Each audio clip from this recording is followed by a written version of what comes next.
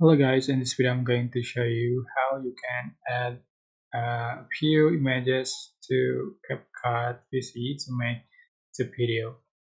Alright, go to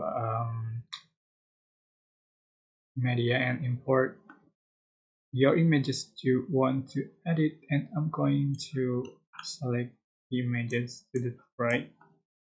You can set for the image duration, go to menu, select settings and select edit. So just for image duration, click set and cancel. Alright, you can add the effect to your project. For example, I am going to select the uh, camera shark effect. Can adjust for the duration with the clip. Can adjust for the option rank. Alright, so you can also add a transition, and I'm going to select the college transition. Apply to all the clip, and can also add a filter,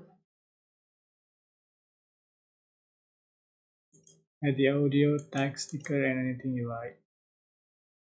So you can see the final result. Right, after finish the editing, you are just going to export. Just click export button, and yeah, you can select all right, back to edit. Because I use the pro effect, so appears like this when we use the export button. Go to edit, and yeah, so basically, but I hope this tutorial was helpful for you guys. Don't forget to like, comment, share, and also subscribe. Thank you so much.